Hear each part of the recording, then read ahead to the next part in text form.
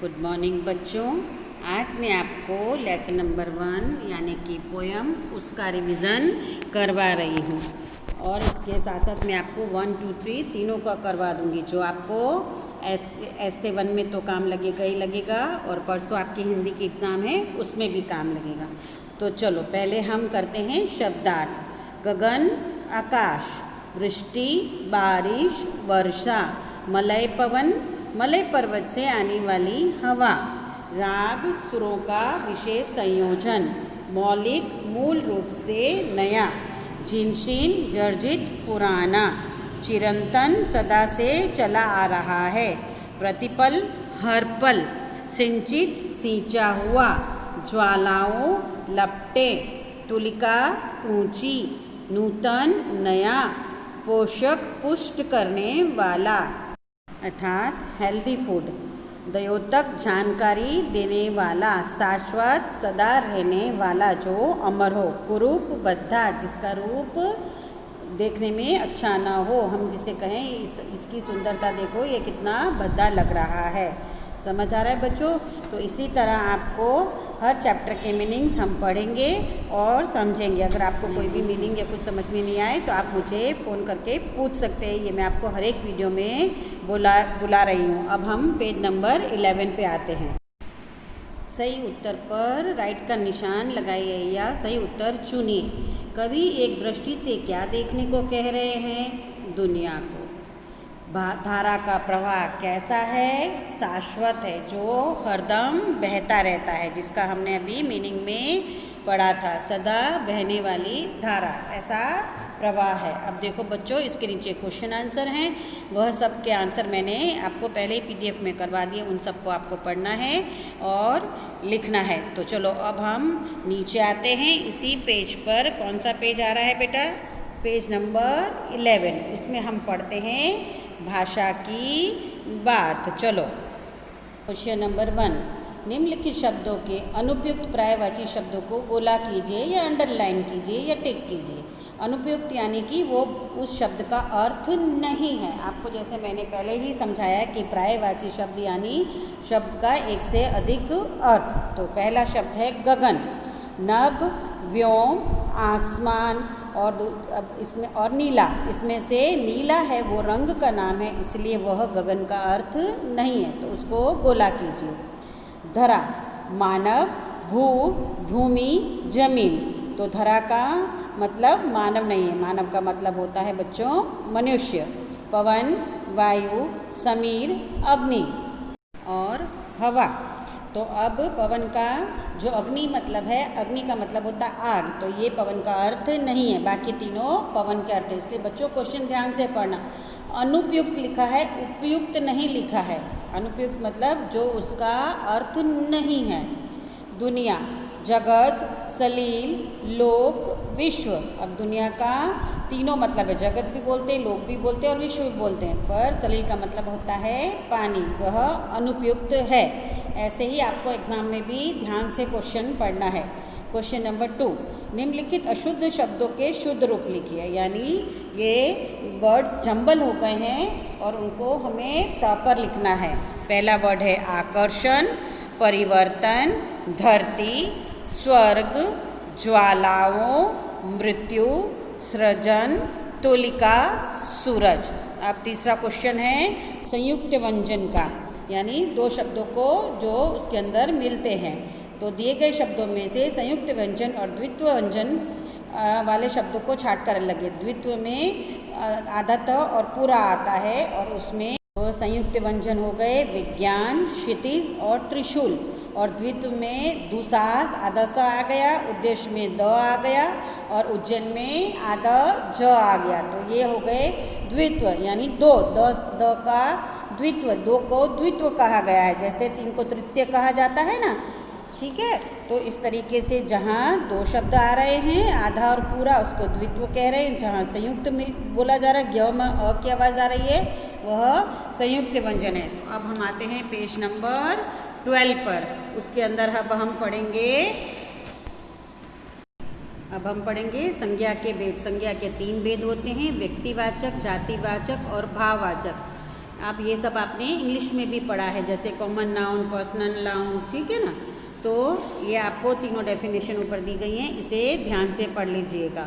अब मैं आपको एक्सरसाइज करवा देती हूँ। ये सब मैंने आपको पहले समझा दिया है। सारी दुनिया को देखो, दुनिया यानी हम कॉमन बात कर रहे हैं, यानी जातिवाचक संज्ञा। नंबर 2, शशांक कल घूमने गया। शशांक यानी किसी का नाम आ गया तो व्यक्तिवाचक संज्ञा पर्सनल नाउन हो गया। हम कल जापान जाएंगे, आप जगह का नाम आ गया जापान, तो क्या हो गया बच्चों, व्यक्तिवाचक संज्ञा। 4, उसे हरियाली बहुत पसंद है। अब हरियाली हमें महसूस हो रही है, हम उसे देख रहे हैं, भाव आ रहा है, तो ये भाववाचक हो गया। अच्छाई बुराई को हरा देती है, अच्छाई बुराई भी भाव हो गया, तो भाववाचक संज्ञा। हमें इसे स्वर्ग बनाना है, हमें इसे स्वर्ग बनाना है, स्वर्ग क्या हो गया, एक जाति हो गई, तो ये जातिवाचक संज्ञा हो गया। इस तरीके से अब हम चैप्टर 1 पूरा करते हैं। इसका मैंने पूरा ग्रामर आपको समझा दिया है। अगर फिर भी कुछ समझना आए तो आप मुझे फ़ोन करके पूछ सकते हैं। अब हम चैप्टर नंबर 2 के मीनिंग्स पढ़ते हैं। दनदनाता, तेजी से, कर्कश, चुभता हुआ, मिश्रित, मिला मिलाया हुआ, स्मित, मुस्कान, प्रतिष्ठित, इज्जतदार, कर्णभेदी, कान फोड़ने वाला, मध्यम, मंद, हल्का, झिंझोड़ना, हिला देना, शोर, चित्कार, चीख, निनाद, शोर, गूंज, पुष्ट, मजबूत, उत्तेजित, जोश से भरा, निष्कपट, छल रहित, उजियारा, उजाला, प्रकाश, हुक्म, आदेश, मल्लयुद्ध, कुश्ती, तेज, चमक, दीप्ति, सुडोल, सुंदर, निवाला, टुकड़ा, स्तब्ध, सहम जाना, कलरव, शोर। इस तरीके से आपको सारे मीनिंग्स को 2-2 बार रफ नोटबुक में लिखना है, पढ़ना है और समझना है। फिर भी आपको कोई मीनिंग नहीं समझ में आता तो आप मुझे पूछ सकते हैं, प्लीज़ पूछिएगा तो मुझे अच्छा लगेगा। अब हम आते हैं पेज नंबर 17 पे। किसने किससे कहा, सही उत्तर में राइट का निशान लगाइए। क, खाना लग गया है, अपने मामा जी को भी बुला लाओ। ये कौन बोलता है बच्चों पाठ में, ये अम्मा ने गौरव संजू से कहा। वाह मामा जी वाह, क्या हॉर्न है। ये कौन बोलता है, संजू ने मामा जी से कहा। इसी प्रकार हमें नीचे क्वेश्चन नंबर 2 देखिए।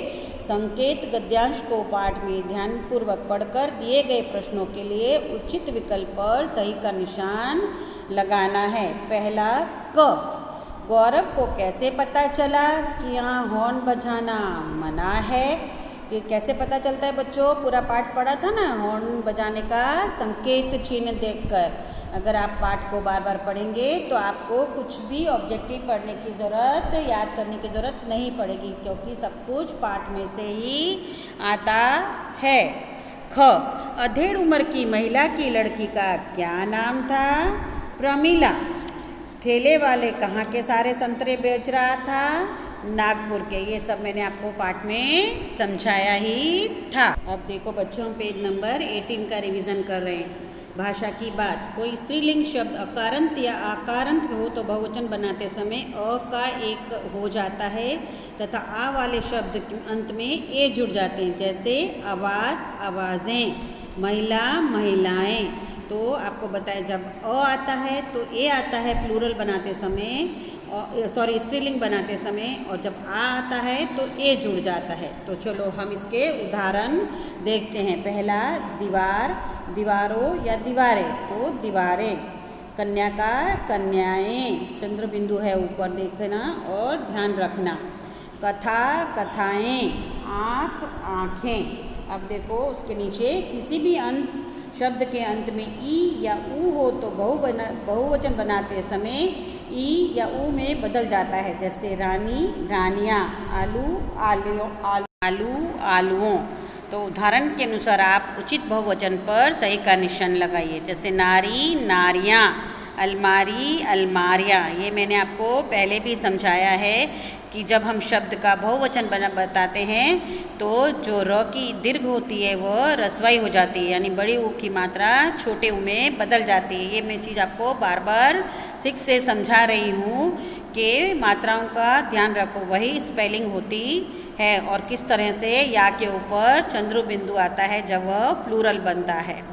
फिर वधू वधुएं, धेनु धेनुएं। अब क्वेश्चन नंबर 2 पे देखो, उद्देश्य यानी पर्पस और विषय यानी प्रेडिकेट। आपने ये सब इंग्लिश में भी पढ़ा ही है। जिसके विषय में कुछ कहा जाए उसे उद्देश्य कहते हैं, जिसके बारे में हम कुछ कह रहे हैं, और जो कह रहे हैं वो उस उद्देश्य उसका जो होता है उसे विधेय कहते हैं। जैसे अभिनव कार चला रहा है, इस वाक्य में अभिनव उद्देश्य है कि हम किसके बारे में बात कर रहे हैं, अभिनव के बारे में, और वह क्या कर रहा है, वह विधेय है, वह कार चला रहा है। तो हो गया ना बच्चों इजी इसको समझना। अब देखो क्वेश्चन नंबर 2 का पहला क देखो, मामा जी हॉर्न ठीक कर रहे थे। अपने आप को ही क्वेश्चन कीजिए कि इसमें उद्देश्य क्या है। मामा जी वो क्या कर रहे थे, वो विधेय हो गया, वह हॉर्न ठीक कर रहे थे। नंबर 2, ठेले वाला संतरे बेच रहा था। कौन बेच रहा था, ठेले वाला, तो वह क्या हो गया, उद्देश्य। वह क्या कर रहा था, संतरे बेच रहा था, तो वो क्या हो गया बच्चों, वो विधेय हो गया, है ना, एकदम सरल। चलो ग देखो, मामा जी कार का बोनट खोल रहे थे। कौन खोल रहा था, मामा जी, तो मामा जी हो गया उद्देश्य, और कार का बोनट खेल रहे थे वह हो गया विधेय। पुलिस वाला गुस्से में दौड़ा आ रहा था। कौन दौड़ा आ रहा था, पुलिस वाला, वो हो गया उद्देश्य, और वो क्या कर रहा था, गुस्से में दौड़ा आ रहा था, तो वो हो गया बच्चों विधेय। गौरव खिड़की से झांक रहा है। कौन झांक रहा है, गौरव, वो हो गया उद्देश्य, और खिड़की से झांक रहा है वो हो गया विधेय।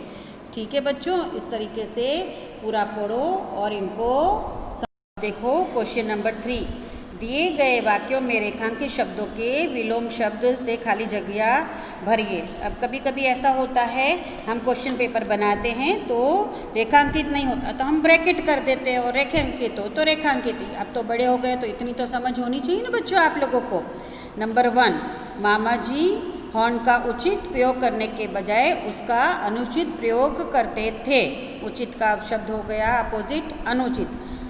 कोई हॉर्न की प्रशंसा करता तो कोई अपोजिट क्या हो गया बच्चों, प्रशंसा का निंदा करता। लोग सही कहते हैं, आज नकद कल उधार। नकद यानी कैश देना, उधार यानी किसी को हम बोलो कि अभी हमें ये चीज़ दे दो, हम तुम्हें बाद में पैसे दे देंगे, उसको उधार बोलते हैं। लगातार निकलते स्वर ने अंधकार को प्रकाश में बदल दिया। अंधकार यानी उजाला, अंधकार यानी अंधेरा, और प्रकाश यानी उजाला। इस तरीके से आपको, अगर हम इसको अंडरलाइन करें तो अंडरलाइन, अगर हम ब्रैकेट बनाएं तो ब्रैकेट, अगर हम इन्वर्टेड कोमास में देते हैं तो आपको ये समझ लेना है कि इन शब्दों के हमें अपोजिट लिखना है। ठीक है बच्चों, अब आओ हम क्वेश्चन नंबर। जो शब्द सुनने में एक जैसे लगते हैं लेकिन उनके अर्थ अलग अलग होते हैं, उन्हें श्रुति समभिन्नार्थक शब्द कहते हैं, जिसे आप इंग्लिश में कॉलिन्स कहते हैं। जैसे अपेक्षा, तुलना में, उपेक्षा, निराधार। यानी ये सुनने में तो हमें एक जैसे लगते हैं पर लिखने में और अर्थ अलग अलग होता है। अब आप दिए गए शब्दों के अर्थ लिखकर उनका वाक्य में प्रयोग कीजिए। जैसे ज़रा और ज़रा। ज़रा यानी थोड़ा, मेरे लिए ज़रा चाय बना लाओ, और ज़रा यानी बुढ़ापा। ज़रा अच्छे को कमज़ोर बना देता है, यानी बुढ़ापा। दूसरा अनल, अनिल। अनल यानी आस, और अनिल यानी हवा। अनल में कुछ लकड़ियाँ डाल दो, अर्थात आग में कुछ लकड़ियाँ डाल दो, और अनिल मतलब हवा। आज की अनिल सबको छुड़ा ले जाएगी, यानी आज हवा इतनी तेज चल रही है कि सब कुछ छोड़ जाएगा। लास्ट वन है अचार और आचार। अचार यानी खाने की वस्तु, जो आप पिकल्स खाते हैं ना वो।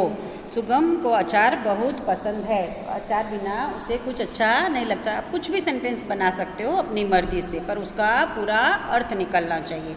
फिर है आचार। आचार यानी आचरण, आपका व्यवहार। सभी मनुष्यों के आचार विचार अच्छे होने चाहिए, अर्थात हमें सबके साथ मीठा बोलना चाहिए, अच्छा व्यवहार करना चाहिए। दया का व्यवहार यानी आपका आचरण, बिहेवियर अच्छा होना चाहिए। इस प्रकार हमारा अब चैप्टर नंबर 2 का रिवीजन पूरा होता है, और अब हम आते हैं चैप्टर नंबर 3 पर, महायज्ञ का पुरस्कार, उसका ग्रामर करेंगे।